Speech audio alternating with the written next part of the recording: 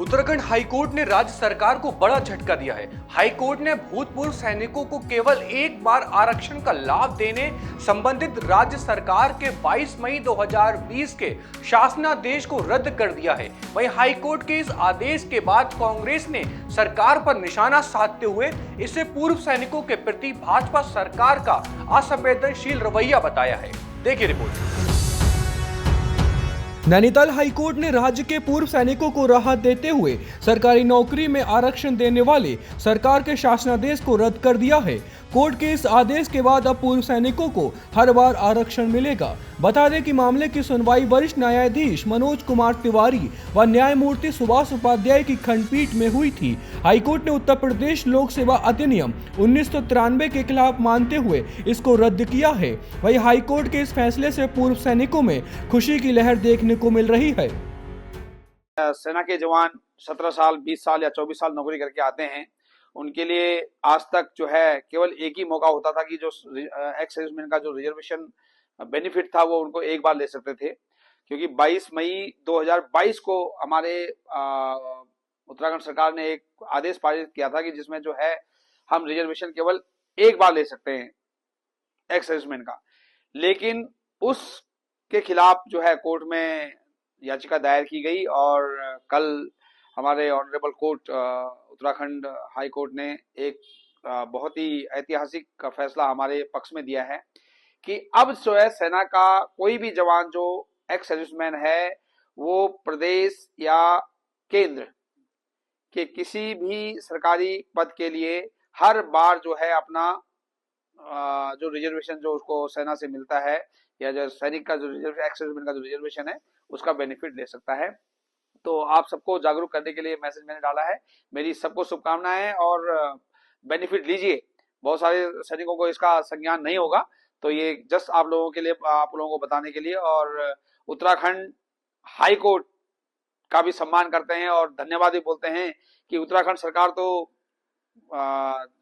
सैनिक विरोधी है, बिल्कुल डिक्लेयर हो चुका है। जिस तरह से सैनिकों का अपमान उत्तराखंड में हो रहा है, लेकिन हाई कोर्ट ने जो इनके खिलाफ जो संज्ञान जो एक फैसला दिया है, एक बहुत ही उत्तराखंड सरकार के उस आदेश पर जो इन्होंने 22 मई 2022 को जो पारित किया था उस पर एक तमाचा है। और पूरा सैन्य समाज अपने हाई कोर्ट का जजों का, जिन्होंने ये निर्णय लिया है, जिन्होंने ये आदेश दिया है, उनका धन्यवाद और आभार व्यक्त करता है। जय हिंद, जय उत्तराखंड।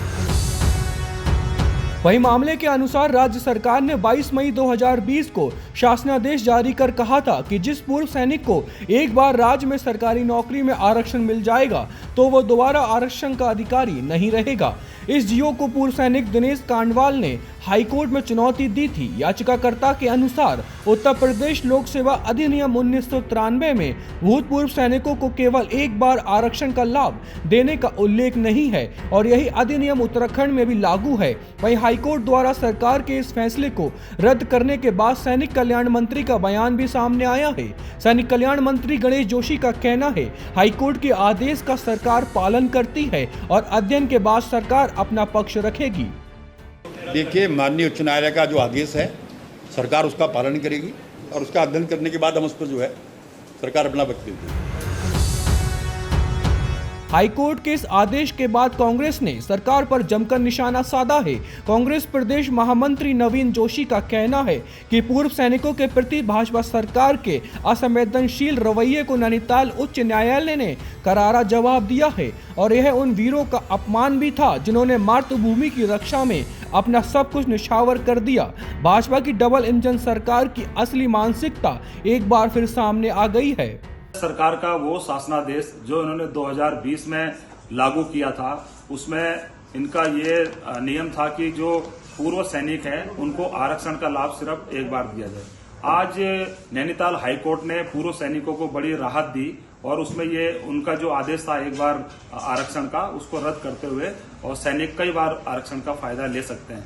ये भारतीय जनता पार्टी की जो फौजियों के प्रति मानसिकता है, जो वीर सैनिक है, जो उनका अपमान करने की नीयत से इन लोगों ने जो शासनादेश जारी किया था, आज उसका हाईकोर्ट ने कड़ा जवाब दिया है। और जो सैनिकों की बात करते थे जो सैनिक अपनी जान की बाजी लगाकर सेनाओं में जाते हैं और मातृभूमि की रक्षा के लिए अपना सर्वस्व निछावर कर देते हैं, वे उनके प्रति भारतीय जनता पार्टी की मानसिकता स्पष्ट रूप से दिखती है।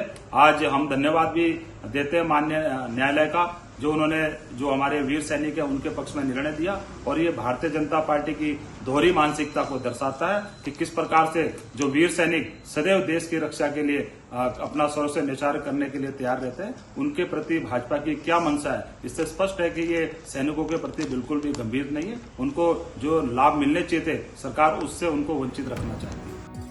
एक तरफ नैनीताल हाईकोर्ट के इस फैसले से पूर्व सैनिकों में खुशी की लहर है, तो वहीं दूसरी ओर विपक्षी कांग्रेस ने सरकार पर पूर्व सैनिकों के प्रति असंवेदनशील रवैया का आरोप लगाते हुए निशाना साधा है। ऐसे में अब देखना होगा कि सैनिक कल्याण मंत्री के मुताबिक अध्ययन करने के बाद सरकार अपना क्या पक्ष रखेगी।